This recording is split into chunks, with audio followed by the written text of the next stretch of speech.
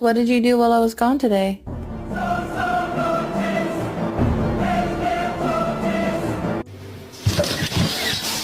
Where's the catnip?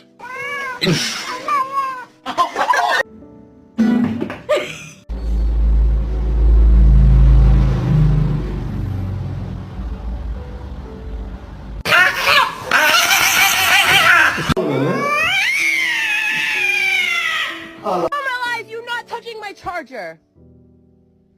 Stop. Oh, Sheldon!